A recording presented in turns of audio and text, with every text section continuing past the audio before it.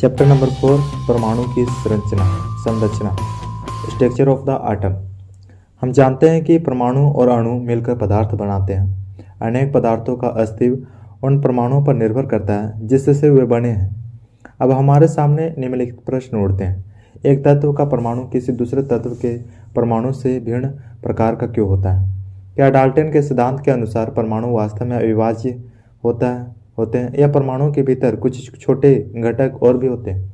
इस अध्याय में हम अपने इन प्रश्नों के उत्तर पढ़ेंगे। इस अध्याय में हम अपरमाणु के कणों और परमाणु के विभिन्न मॉडलों के बारे में भी पढ़ेंगे, जिनसे हमें यह पता चलेगा कि ये कण परमाणु के भीतर किस तरह व्यवस्थित होते हैं। 19वीं सदी के अंत में परमाणु की संरचना और उसके गुणों के बारे में पता लगाना वैज्ञानिकों के सामने सबसे बड़ी चुनौती थी। परमाणु की संरचना को बहुत से प्रयोगों द्वारा समझाया गया है। परमाणुओं के अविभाज्य न होने के बारे में हमें स्थिर विद्युत तथा विभिन्न पदार्थों द्वारा विद्युत चालन की परिस्थितियों के अध्ययन से पता चलता है। पदार्थों में आवेशित कण। विभिन्न पदार्थों में आवेशित कणों की प्रकृति को जानने के लिए हम निम्न क्रियाकलाप करेंगे। क्रियाकलाप 1, सूखे बालों पर कंघी करने से क्या कंघी कागज के छोटे छोटे टुकड़ों को अपनी ओर आकर्षित करती है? कांच की एक छड़ लेकर इस सिल्क के कपड़े पर रगड़िए और फिर इस छड़ को हवा से भरे एक गुब्बारे के पास ले जाइए। क्या होता है, ध्यान दीजिए। उपरोक्त दोनों क्रियाकलाप करने के बाद क्या हम यह कह सकते हैं कि दो वस्तुओं को आपस में रगड़ने से उनमें विद्युत आवेश आ जाती है? उनमें यह आवेश कहाँ से आता है? इसका उत्तर हमें यह जानने पर मिलेगा कि परमाणु विभाज्य होता है और यह आवेशित कणों से बना है। परमाणु के आवेशित कणों का पता लगाने में कई वैज्ञानिकों ने अपना योगदान दिया। जे थॉमसन ने यह पता लगाया कि परमाणु कोई अविभाज्य कण नहीं है, बल्कि इसमें कम से कम एक अपरमाणुक कण इलेक्ट्रॉन विद्यमान होता है। इलेक्ट्रॉन के बारे में जानकारी प्राप्त होने से पहले ए गोल्डस्टीन नामक वैज्ञानिक ने 1886 में एक नए विकिरण केनाल रे की खोज की। केनाल रे नामक ये किरणें धनावेशित विकिरण थी, जिनकी सहायता से अंत में दूसरे अपरमाणुक कणों की खोज की गई। इन कणों का आवेश और इलेक्ट्रॉन का आवेश एक समान था, परंतु यह आवेश इलेक्ट्रॉन के आवेश के विपरीत था। इन कणों का द्रव्यमान इलेक्ट्रॉनों की तुलना में लगभग 2000 गुना अधिक होता है। इन्हें प्रोटॉन कहा गया। सामान्यतः इलेक्ट्रॉन और प्रोटॉन को दर्शाने के लिए क्रमशः E- और P का प्रयोग किया जाता है। प्राय प्रोटॉन का द्रव्यमान 1 इकाई और इसके आवेश प्लस इकाई +1 तथा इलेक्ट्रॉन का द्रव्यमान नगण्य और आवेश -1 लिया जाता है। ऐसा समझा जाता है कि परमाणु प्रोटॉन और इलेक्ट्रॉन से मिलकर बने हैं, जो आपस में आवेशों को संतुलित रखते हैं। प्रोटॉन की उपस्थिति परमाणु के सबसे अंदर वाले भाग में महसूस की गई है। इलेक्ट्रॉनों को प्रोटॉनों की तुलना में अधिक आसानी से परमाणु से अलग किया जा सकता है। वैज्ञानिकों के सामने अब सबसे बड़ा प्रश्न यह था कि ये कण परमाणु कैसे बनाते हैं। परमाणु की संरचना। डाल्टन के परमाणु सिद्धांत के अनुसार परमाणु अविभाज्य और अविनाशी था, लेकिन परमाणु के भीतर दो मूल कणों प्रोटॉन और इलेक्ट्रॉन की खोज से डाल्टन के परमाणु सिद्धांत की यह धारणा गलत साबित हो गई। अब यह जानना आवश्यक हो गया था कि इलेक्ट्रॉन और प्रोटॉन परमाणु के अंदर किस तरह व्यवस्थित हैं। बहुत से वैज्ञानिकों ने यह समझाने के लिए भिन्न भिन्न मॉडल प्रस्तुत किए। परमाणु की संरचना से संबंधित पहला मॉडल प्रस्तुत करने वाले पहले वैज्ञानिक जे थॉमसन थे। थॉमसन का परमाणु मॉडल। थॉमसन ने परमाणु की संरचना से संबंधित जो मॉडल प्रस्तुत किया वह बिल्कुल क्रिसमस केक की तरह था। थॉमसन के अनुसार परमाणु एक धनावेशित गोल था, जिसमें इलेक्ट्रॉन केक में लगे सूखे मेवों की तरह थे। उसने परमाणु की संरचना तरबूज के उदाहरण द्वारा समझाते हुए बताया कि परमाणु में धन आवेश तरबूज के खाने वाले लाल भाग की तरह बिखरा होता है, जबकि इलेक्ट्रॉन धनावेशित गोले में तरबूज के बीज की भांति धंसे होते हैं। ब्रिटिश भौतिक शास्त्री जे थॉमसन 1856 से 1940 18 सितंबर 1856 में मैनचेस्टर के कीचम हिल क्षेत्र में जन्मे थे। इलेक्ट्रॉन की खोज के कारण उन्हें 1906 में भौतिक शास्त्र में नोबेल पुरस्कार मिला। वे 35 वर्ष तक कैम्ब्रिज में कैनवेडियंस प्रयोगशाला के निर्देशक रहे थे और उनके शोध में साथ देने वाले उनके साथ सहयोगी को भी आगे चलकर नोबेल पुरस्कार मिला। थॉमसन ने परमाणु के बारे में निम्नलिखित बातें बताई। परमाणु एक धन आवेशित गोले का बना होता है और इलेक्ट्रॉन उसके अंदर धंसे होते हैं। धनात्मक और ऋणात्मक आवेशों का परिमाण समान होता है, इसलिए परमाणु वैद्युतीय रूप से मिलकर बिल्कुल उदासीन होते हैं। यद्यपि थॉम्सन द्वारा प्रतिपादित मॉडल से परमाणु के उदासीन होने की व्याख्या तो हो गई है, परंतु दूसरे वैज्ञानिकों द्वारा प्रतिपादित किए गए सिद्धांतों के परिणामों को इस मॉडल की सहायता से समझाया नहीं जा सका। रदरफोर्ड का परमाणु मॉडल। अर्नेस्ट रदरफोर्ड यह जानना चाहते थे कि इलेक्ट्रॉन परमाणु के अंदर कैसे व्यवस्थित होते हैं। इसके लिए उन्होंने एक प्रयोग किया जिसमें तेज गति से गति कर रहे अल्फा कणों को सोने की पन्नी पर टकराया गया। उन्होंने सोने की पन्नी इसलिए चुनी क्योंकि वे प्रयोग के लिए बहुत पतली परत चाहते थे। सोने की यह पन्नी लगभग 1000 परमाणु जितनी मोटी थी। अल्फ कण देवावेशित हीलियम कण होने के कारण धनावेशित होते हैं। इन कणों का द्रव्यमान 4U होता है, इसलिए तेज गति से गति करते समय इन अल्फा कणों में पर्याप्त ऊर्जा होती है। यह अनुमान लगाया था कि अल्फा कण सोने के परमाणु के कणों से विक्षेपित होंगे। चूंकि अल्फा कणों का भार प्रोटॉन से बहुत अधिक था, इसलिए उन्हें इनके अधिक विक्षेपण की आशा नहीं थी। लेकिन अल्फा कण प्रकीर्णन प्रयोग के आशा के विपरीत परिणाम निकले। इससे हमें निम्नलिखित परिणाम मिले। तीव्र गति से गति कर रहे अधिकतर अल्फा कण सोने की पन्नी से बिना विचलित हुए सीधे निकल गए। अल्फा कणों की बहुत ही कम मात्रा पन्नी के द्वारा बहुत छोटे कोण से विक्षेपित हुई। प्रत्येक 12000 कणों में से एक कण वापस आ रहा था। रदरफोर्ड ने इस परिणाम को उसी प्रकार अविश्वसनीय बताया जिस प्रकार आप एक 15 इंच के तोपे के गोलों को टिश्यू पेपर के टुकड़े पर देख कर मारते हैं और यह वापस लौटकर आपके ही चोट पहुंचाता है। ई रदरफोर्ड 1871-1937 30 अगस्त 1871 में स्प्रिंच ग्रोव में पैदा हुए थे। उनको नाभिकीय भौतिकी का जनक कहा जाता था। रेडियोधर्मिता पर किए गए अपने प्रयासों और सोने की पन्नी के द्वारा परमाणु के नाभिकी की खोज के कारण उन्हें बहुत प्रसिद्धि मिली। 1908 में उन्हें नाभिकीय भौतिकी पर उनके कार्य के लिए नोबेल पुरस्कार मिला। आइए इस प्रयोग के परिणाम को समझने के लिए खुले मैदान पर एक प्रयोग करते हैं। कल्पना कीजिए कि एक बच्चा एक दीवार के सामने अपनी आंखों को बंद किए हुए खड़ा है। उसे कुछ दूरी से दीवार पर एक पत्थर फेंकने को कहिए। जब पत्थर दीवार से टकराएगा तो उसे एक आवाज़ सुनाई देगी। अगर वह इस क्रिया को 10 बार दोहराएगा तो उसे 10 बार आवाज़ सुनाई देगी। लेकिन आंख बंद किया हुआ वही बच्चा जब तार से घिरी हुई किसी चार दीवारी पर पत्थर फेंकेगा और पत्थर उस घेरे पर नहीं टकराएगा तो कोई आवाज़ सुनाई नहीं पड़ेगी, क्योंकि इस घेरे के बीच में काफ़ी खाली स्थान है जिसके बीच से पत्थर बिना टकराए निकल जाता है। इसी तर्क के आधार पर अल्फा कण प्रकीर्णन प्रयोग द्वारा रदरफोर्ड ने निम्नलिखित परिणाम निकाले। परमाणु के अंदर का अधिकतर भाग खाली होता है क्योंकि ज़्यादातर अल्फा कण बिना विक्षेपित हुए ही सोने की पन्नी से सीधे बाहर निकल जाते हैं। बहुत कम अल्फा कण अपने पथ से विक्षेपित होते हैं, जिससे हमें यह पता चलता है कि परमाणु का बहुत कम भाग धनावेशित होता है। 180 डिग्री पर बहुत ही कम अल्फा कण विक्षेपित हुए थे, जिससे हमें यह ज्ञात होता है कि सोने के परमाणु का द्रव्यमान और पूर्ण धनावेशित भाग परमाणु के भीतर बहुत कम आयतन में फैले हुए हैं। प्राप्त आंकड़ों के आधार पर रदरफोर्ड ने यह निष्कर्ष निकाला कि परमाणु की त्रिज्या नाभिकी की त्रिज्या से 10⁵ गुना बड़ी होती है। अपने प्रयोगों के आधार पर उन्होंने परमाणु का एक नाभिकीय मॉडल प्रतिपादित किया जिसके निम्न लक्षण थे। परमाणु के धनावेशित केंद्र को नाभिकीय कहते हैं। एक परमाणु का संपूर्ण द्रव्यमान नाभिकी में विद्यमान होता है। इलेक्ट्रॉन नाभिक के चारों ओर अपनी निश्चित कक्षाओं में घूमते हैं। नाभिक का आकार परमाणु के आकार की अपेक्षा काफ़ी छोटा होता है। रदरफोर्ड के द्वारा प्रतिपादित परमाणु मॉडल में निम्न कमियां थीं। सभी आवेशित कण गोलाकार कक्ष में त्वरित होते हैं। त्वरण की प्रक्रिया में आवेशित कणों से ऊर्जा विकृत होगी। इस प्रकार स्थायी कक्ष में घूमता इलेक्ट्रॉन अपनी ऊर्जा विकिरित करता हुआ नाभिक से टकरा जाएगा। लेकिन अगर ऐसा होता तो परमाणु स्थिर होता, जबकि हम सब जानते हैं कि परमाणु स्थायी होते हैं। बोर का प्रामाणिक मॉडल। रदरफोर्ड के मॉडल में आई कमियों को दूर करने के लिए नील्स बोर ने इसी मॉडल में कुछ सुधार करते हुए परमाणु की संरचना के बारे में निम्नलिखित अवधारणाएं प्रस्तुत की। इलेक्ट्रॉन केवल कुछ निश्चित कोशों में ही घूम सकते हैं, जिन्हें इलेक्ट्रॉन का विविक्त कोश कहा जाता है। जब इलेक्ट्रॉन इस विविक्त कोश में घूमते हैं तो उनकी ऊर्जा विकृत नहीं होती। नील्स बोर 1885 से 1962, 7 अक्टूबर 1885 को कोपेनहेगन में पैदा हुए थे। 1916 में वे कोपेनहेगन विश्वविद्यालय में भौतिक शास्त्र के प्रोफेसर पद पर नियुक्त हुए।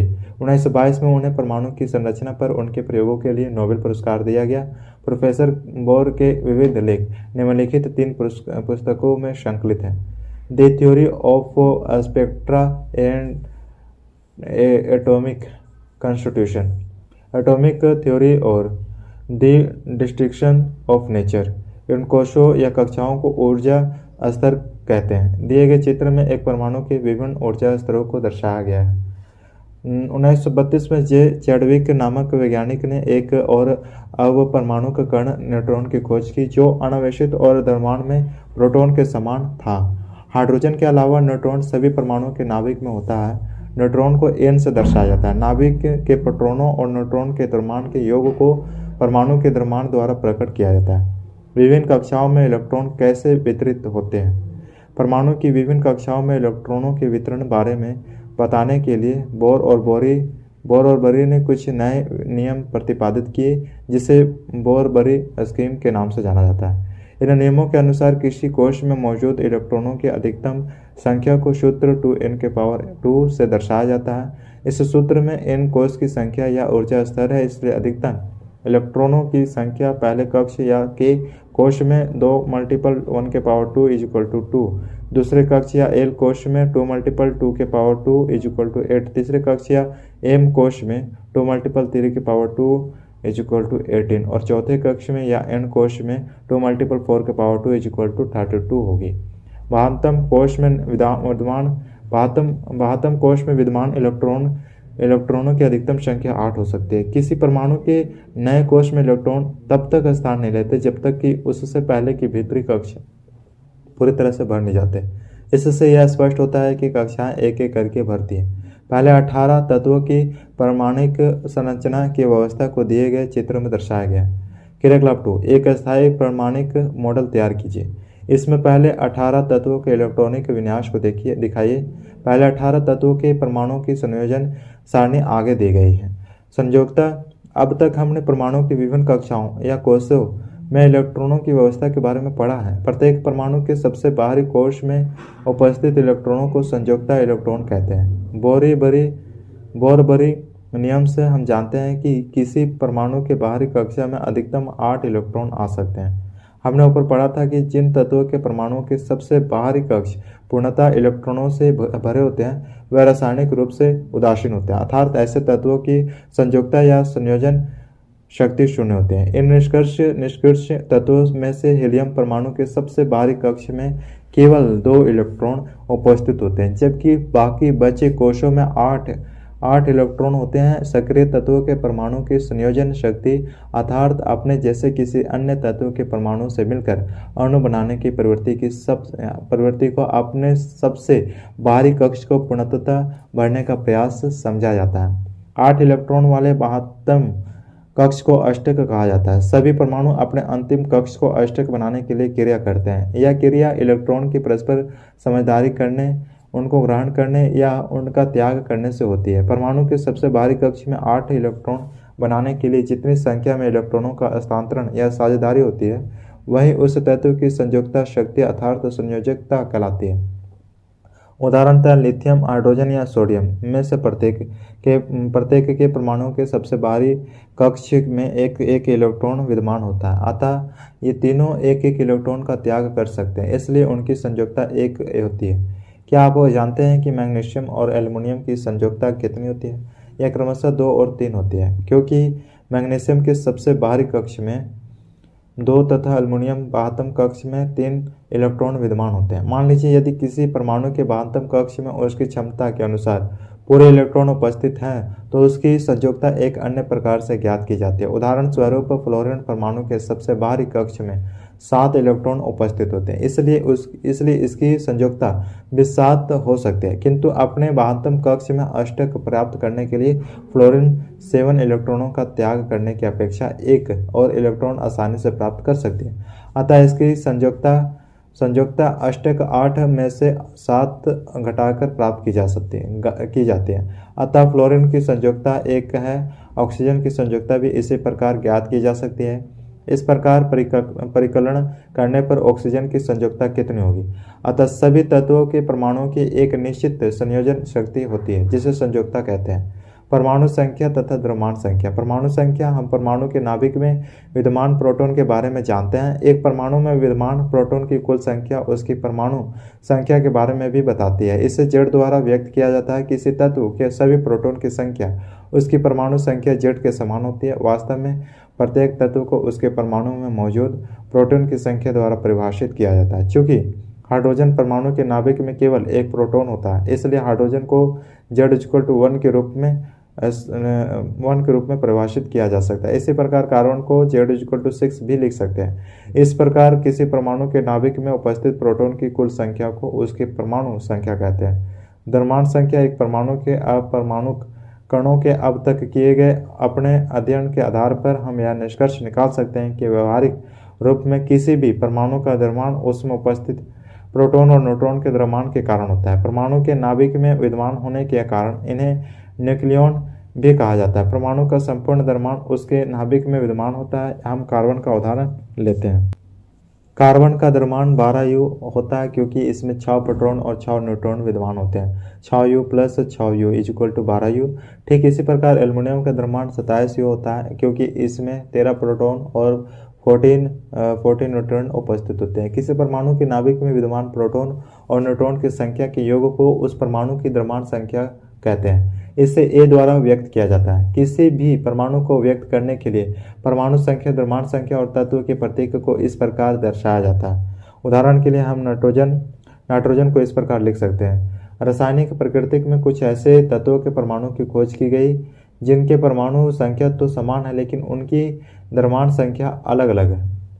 हम हाइड्रोजन परमाणु का ही उदाहरण लेते हैं जिसमें इसमें निम्नलिखित 3 परमाणु के स्पीशीज होते हैं: प्रोटियम, ड्यूटेरियम, टाइटेरियम। इन तीनों की परमाणु संख्या तो समान होती है लेकिन द्रव्यमान संख्या क्रमशः 1, 2 और 3 है। जैसे कार्बन इस तरह, क्लोरीन इस तरह के कुछ अन्य उदाहरण हैं। उपरोक्त उदाहरणों के आधार पर समस्थानिकों की यही परिभाषा दी जा सकती है। एक ही तत्व के परमाणु जिनकी परमाणु संख्या समान लेकिन द्रव्यमान संख्या भिन्न होती है। इस तरह हम यह निष्कर्ष निकाल सकते हैं कि प्रत्येक हाइड्रोजन परमाणु में 3 समस्थानिक प्रोटियम, ड्यूटेरियम और टाइटेरियम विद्यमान होते हैं। बहुत से तत्वों में समस्थानिक का मिश्रण भी पाया जाता है। प्रत्येक तत्व के सभी समस्थानिक शुद्ध पदार्थ होते हैं। समस्थानिकों के रासायनिक गुण एक समान होते हैं लेकिन उनके भीतर उनके भौतिक गुण अलग अलग होते हैं। प्रकृति में क्लोरीन के 2 समस्थानिक रूप में पाए जाते हैं जो 3:1 के अनुपात में होते हैं और जिनका द्रव्यमान 35U और 37U होता है। अब हमारे समस्या यह है कि कौन से द्रव्यमान को क्लोरीन परमाणु का द्रव्यमान मानना चाहिए। आइए इसके बारे में कुछ जानकारी प्राप्त करें। किसी भी प्राकृतिक तत्व के एक परमाणु का द्रव्यमान उसमें विद्यमान सभी परमाणु का औसत द्रव्यमान के समान होता है। यदि किसी तत्व में कोई समस्थानिक नहीं है तो परमाणु का द्रव्यमान उसमें विद्यमान प्रोटॉन और न्यूट्रॉन के द्रव्यमान के योग के बराबर होता है। लेकिन अगर किसी तत्व का समस्थानिक है तो हमें प्रत्येक समस्थानिक रूप का प्रतिशत जानना होगा और औसत द्रव्यमान भी ज्ञात करना होगा। इसका तात्पर्य यह है कि क्लोरीन के प्रत्येक परमाणु का द्रव्यमान एक ऋणात्मक संख्या 35.5U होगा। इसका मतलब यह हुआ कि यदि आप क्लोरीन की थोड़ी सी मात्रा लेते हैं तो इसमें क्लोरीन की जो समस्थानिक उपस्थित होंगे उसका औसत द्रव्यमान 35.5U होगा। समस्थानिकों के अनुप्रयोग। सभी समस्थानिकों में कुछ विशेष गुण होते हैं जिनका उपयोग हम विभिन्न उद्देश्यों के लिए करते हैं। उनमें से कुछ प्रमुख हैं। यूरेनियम के एक समस्थानिक का उपयोग परमाणु भट्टी एटॉमिक रिएक्टर में ईंधन के रूप में किया जाता है। कोबाल्ट के समस्थानिक का उपयोग कैंसर के उपचार में किया जाता है। आयोडीन के समस्थानिक का उपयोग घेंघा रोग के इलाज में किया जाता है। समभारिक 2 तत्व कैल्शियम और कार्बन आर्गन जिनकी परमाणु संख्या क्रमशः 20 और 18 है के बारे में सोचिए। इनमें प्रोटॉन की संख्या भिन्न भिन्न है तथा दोनों तत्वों की संख्या 20, 40 है। दूसरे शब्दों में इन दोनों तत्वों के अणुओं में न्यूक्लियन की कुल संख्या समान है। अलग अलग परमाणु संख्या वाले तत्व जिनकी द्रव्यमान संख्या समान होती है समभारित कहलाते हैं।